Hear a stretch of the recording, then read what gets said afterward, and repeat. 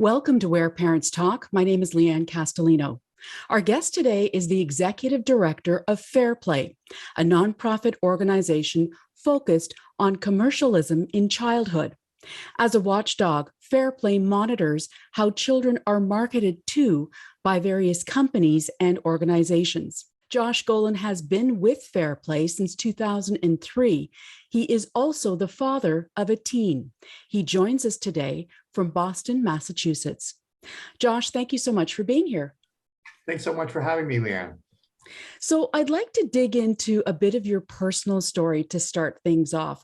You and your wife have made a conscious decision and effort in terms of keeping your 13-year-old daughter off screens and off social media.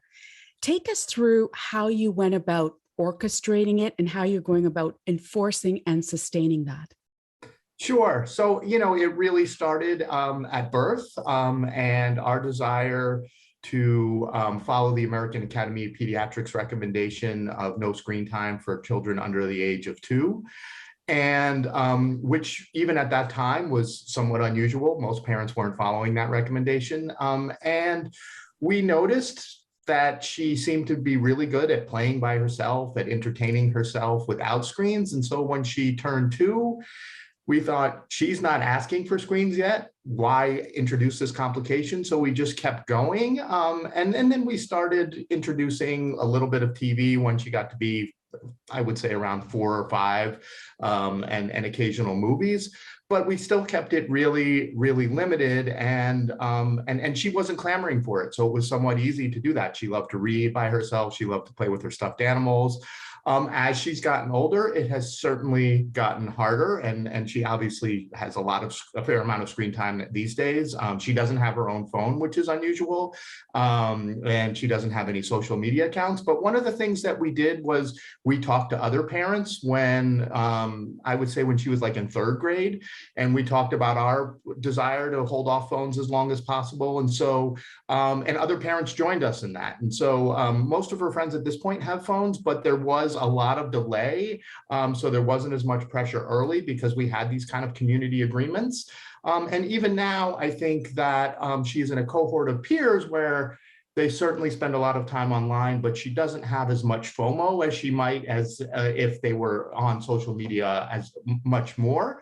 I suspect as she continues to get older that it's going to be much harder and that she will get a phone at some point and she will join social media. For us, it's at this point, we feel like what she's missing out on, those feelings of feeling left out are not as strong as our concerns of what she would encounter and how that social media would change her. So we've made the decision to stay where we are. But when we think that she's going to be harmed more by not being on it than by being on it, we'll reverse our decision. But yeah, I really want to emphasize that it started early. Like those screen-free early years allowed her to develop some inner resources where she knows how to entertain herself without instantly turning to a screen, which most adults, including myself, have a really hard time doing. Absolutely. And I love how you tell that story because it's not just one thing you did. There's several things going on there. The decision to keep her off screens was foundational in those younger years, but also surrounding yourself with like-minded parents. For parents who maybe are in the opposite group, who listen to you and think, I don't know how he's done that in 2022, how he and his wife have achieved that. That's quite something. What do you hear from those parents in terms of their pain points and how they struggle with managing screens and devices with teens and young adults and their families? Well, one thing that's interesting is I have never heard from a parent, I wish we had gotten my child a smartphone earlier. Every single parent I've ever talked to says, I wish we had held off longer. And so I really, that is, of all the decisions you're going to make, that is probably the one with the most implications. And so I think that that's just something to keep in mind. But in terms of the pain points, what we hear is huge battles over how much time is being spent, feeling like their children are disconnected from them, that even then they're in the same room, like they can't get their attention, a lot of drama around social media and fighting and bullying and in groups and out groups. dynamics that happen, of course, in real life, but in social media, where adults too feel the license to be so much meaner to each other when they can't see somebody on the other end. So a lot around that, and then exposure to content that they would really prefer that their children not see. And I think that's one of the most disturbing things is how all the content is algorithmically delivered to all of us, including children. And so things like the Facebook whistleblower exposing that, kids who are maybe starting to have the early habits of an eating disorder or really interested in dieting being barraged with content that reinforces their eating disorder or interest in dieting.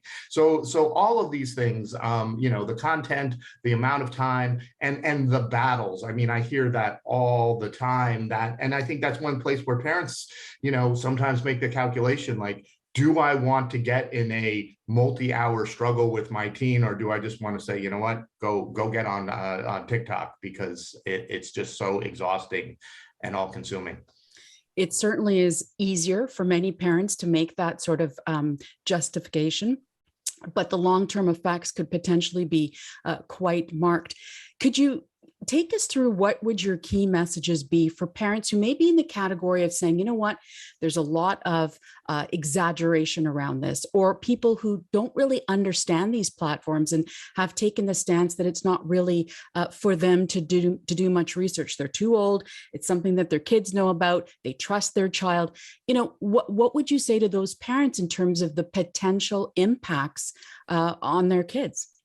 Yeah, so I think that, we have a growing body of research that shows, that overuse of social media is linked to anxiety, depression, higher suicide rates. So we're talking about really serious problems that result from this. And I think the other thing that's really important to understand is that all of social media is designed for the benefit of the platforms and for the benefit of advertisers. I know of no other environment that our children spend so much time in that wasn't designed for their benefit or for their education or their edification, that was designed to make money off of them. And so the choices that these social media sites make are often at odds with what's best for children's well-being. And I think, that is true both in terms of how they deliberately design their products to be addictive, to get kids compulsive and checking them over and over again. And those battles that parents are having are deliberate. The social media companies want to wear you down as a parent, because the more time your child is on a platform, the more money they're worth. It's interesting. As I was reading your background, you've been at this in terms of being on the front lines of this particular topic for more than 20 years. So well before social media became, a headline just about every day of the week, and certainly before smartphones became ubiquitous. So when you look at all the overwhelming evidence that you allude to, where we are today with the technology, et cetera, what trends concern you the most? Yeah, that's a great question, Leanne. I think the aging down is what concerns me the most. I think that, when I started doing this, there was no smartphones or social media, but then, right, it was a teen thing. And then it was the 12 and 11-year-olds were getting on. And now it's routine to have eight-year-olds on TikTok. TikTok, where there's all sorts of inappropriate adult to child contact, where there's all sorts of sexualized content, where people are understand that if their content is sexualized, it's more likely to go viral and get them attention. So 8-year-olds, right? And 8-year-olds with phones. And so I think if the trends continue, where 4-year-olds are going to have their own phone soon, and so I think that is the trend that concerns me most. Last year, we launched a successful campaign to stop Facebook from releasing a kids version of Instagram. All part of this plan to get kids attached to these platforms as early as possible. But that's, I think, the thing that really concerns me is that. And the marketers will try and justify it. They'll say, oh, kids are getting older at a younger age. They're more mature. And there's no developmental evidence that kids are more, that they've fundamentally changed. They're just having these experiences at a younger age, but that doesn't mean that they're ready for them. So, in providing examples of how these companies, which are unregulated, go about getting kids addicted, more or less, what, first of all, do you think that these companies have the ability to dial it back? And secondly, what specifically do you want to see from them and lawmakers moving forward? Yeah, I think they absolutely have the ability to dial it back. One of the things that we know that they do is they are constantly doing what's called A/B testing, where they are trying out different designs and seeing how that will affect their users' behavior. And what they're doing with that is testing out things to keep, how will we get kids to keep checking these platforms? How will we get them to share things with their friends? How will we get them to spend more time on our platforms? They could be doing that same kind of testing to say, how do we, limit it? And so the average experience is a half an hour a day, or, kids are naturally or being encouraged to take breaks as opposed to, go check that platform because your friend just posted a really cool picture, and if you don't go see that right now, you're going to be missing out on it. So there's all sorts of things. I mean, that's one of the things is every design decision that goes into these platforms is very carefully chosen for the benefit of the platform. We could change that. We could make it so that the design decisions were for the benefit of children. And that's actually what we're trying to do in terms of policy and in terms of regulation. The UK, for instance, recently enacted something called the Age Appropriate Design Code that says that if you have a platform that kids are likely to use, you have to design it with their best interests in mind. We have legislation in the United States that we're trying to do the same thing. So it's really about shifting the equation. It's about saying, if you're going to be this place where children gather, you have a responsibility for them. And up until now, we haven't seen that. We've seen the companies say, you know what, we're going to put out our product, and it's, if there's problems, that's because there's a problem with the kids or the parents. We don't believe that there's bad kids or bad parenting going on. We believe that there's a bad business model that is driving all of these horrible design choices. It's really interesting as we follow this story, certainly in recent years. You've got unequivocal and mounting, overwhelming evidence in terms of the impact of screens and social media on the mental health of children, not just in North America, but certainly globally. But there's been three key events that have happened in a short space of time that have been quite critical. You mentioned Frances Haugen, so the Facebook whistleblower, back in the fall of 2021, coming out with those incredible revelations about that organization. You have yourself in a historic address to Congress in December of 2021, historic for your organization, Fair Play, addressing Congress on this issue. And most recently, US President Joe Biden made a point of mentioning this in his State of the Union address. I'm curious, what, in your opinion, is the impact of each of these critical events, and how do you see that moving forward? Yeah, and I would actually add a fourth event. I would add the film The Social Dilemma, which had, particularly here in North America, but even globally, had such an incredible impact in raising awareness of these issues. What I see is happening is, for the first time, I see parents who are angry, who are demanding change, and who are no longer pointing the finger at themselves and at each other. This was an issue just a couple of years ago that was so ingrained in the parenting wars, which not coincidentally often play out over social media, like where parents are pointing the finger and like, I know how to do this, and if you're struggling with social media, it's because you don't know how to set boundaries or you're a bad parent. And we have so many parents now who have gone through this, who have tried everything, who are exhausted. And also we have tons and tons of parents who it's just unfair to expect them to take on monitoring social media as essentially another full-time job. I mean, we are 2 years into this pandemic. Everybody is exhausted. Parents don't need another full-time job. And it's the last thing they need. And so to me, what we are seeing in this moment is for the first time, lawmakers starting to understand the depth of the problem, parents demanding change instead of just saying, oh, we all just need to be better parents, and really pointing the finger at the tech companies and their desire to profit off of our children, as the real reason for this crisis. And for me, as somebody who has been working on the issue of trying to protect children from commercialism and companies making money off of them, it's really heartening to be in this moment where there's just this greater understanding. And I think we're past the point of talking about, is there a problem? And now we're talking about what are the solutions? And to me, that's a huge step forward. On that note, what does success look like for you in the short and the long term? Yeah. So I think in the short term, we are trying to get some legislation passed here in the United States. We're trying to get better regulation of social media. I think a few things that we are at the top of our wish list. First of all, we want to see privacy protections expanded to teenagers. In the United States, the moment you turn 13 on the internet, you are treated as an adult. I know of no other legal context where we say you're 13, you're a full-fledged adult, you don't need any special protections. So we need to do that.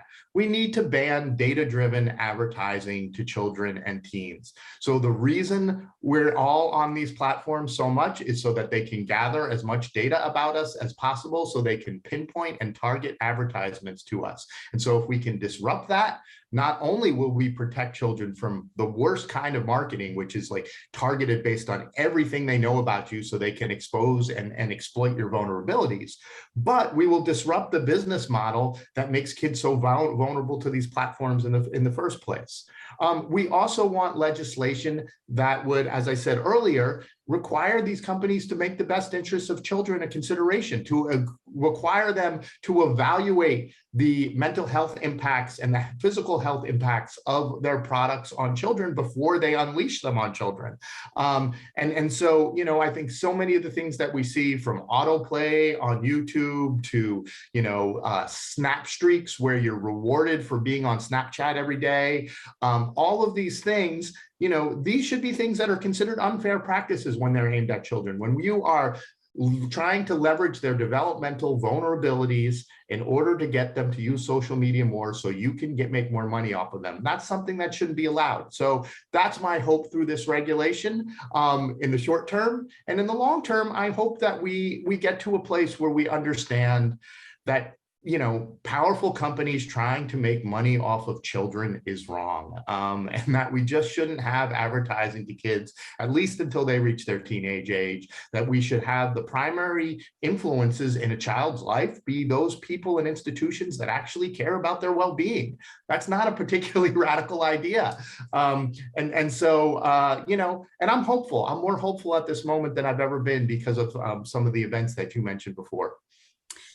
I want to end both with an optimistic tone, but also to ask you for your opinion or your perspective on families who are struggling with this, but may not have encountered what some families have, which is a point of no return, where, for example, bullying, cyberbullying, et cetera, has resulted in a negative, very negative outcome in their family. You know, we're talking about taking one's own life, et cetera, or suicidal ideation. That is obviously the worst of this kind of discussion and where it could end. So for families who aren't there yet, what kind of hopeful advice could you provide as a dad yourself with a teenager in 2022 about how they can move forward in a positive way for their child's well-being? Yeah, so I think there's a few things that we can do as parents, even once our kids have a phone and they've already started down the path on social media. Part of it is modeling and really getting a handle on some of our own use in front of our kids, and creating, at the very least, creating spaces and moments that are social media and phone free. So meals, bedtimes. Get those phones, including you parents, get them out of the bedroom. They disrupt sleep. And so, you know, having those screen-free moments, I think, is really, really important, and making those rules and sticking to them. And you can do it. Like, you know, your team will give you a hard time at first, but if you start habituating them to it, it's doable. It's not like you're taking the phone away forever. You just say, during dinner, Nobody's getting on their phone. So that's one thing. I think talking to teens, particularly teens, and maybe once kids get to be around 11, watch The Social Dilemma with them. Talk to them about why it is so hard for them to get off of their phones. Talk to them about the business that's going on behind the scenes. Talk to them about how they're being manipulated. Teenagers hate the idea of adults manipulating them. And so it's really powerful. You can have really wonderful conversations. One of the things when you get your team talking, which, and get them, and I think showing a film like that can be really helpful, is they'll tell you they don't like social media. They hate it, but they don't feel like they can get off of it because that's where their friends are. And the most important thing for them in that moment is to be where their friends are. So I think starting those conversations can be really valuable. The other thing that I will say is, I hear this all the time from parents around the decision to get the phone. I give talks in like someplace like New York City, and a parent will come up to me after my talk and they'll say kind of sheepishly, they'll say, we got our kid a phone because they take the subway to school by themselves and we need to be able to, reach them, or they need to be able to reach us. And I say, that makes a lot of sense. I would be worried if my kid was out taking the subway by themselves and want to be able to have a safety net. So when they come home, they put the phone someplace and they don't use it until they commute the next day, right? And of course, at that point, the parent looks at me like I have 10 heads, because one of the things we do with phones is they go from not having them to being a 24/7 appendage. And so, starting with when you first get the phone, setting really strict parameters about when it can be used and not used, and then maybe loosening those over time, but always not, it's never going to be something while you live under my roof that you have 24/7, I think is important. And if they already have it 24/7, trying to, taking some of that back. And that's going to be really hard. And you're going to probably have some meltdowns and some pretty big fights at the beginning. But if you can get through that, if you can fight through that and reestablish some, this is not something you have with you all the time. It's a tool that you use for this thing, including socializing. That's okay, a little bit of the time, but it's not going to be all of your social life. Your whole life isn't going to revolve around socializing and playing games and watching videos on this little tiny screen. Your world has to be much bigger than that. Josh Golan, thank you so much for your time. Tons of wonderful points for parents and families to consider, and certainly great advice. We really appreciate your time and your perspective today. It was a pleasure, Leanne.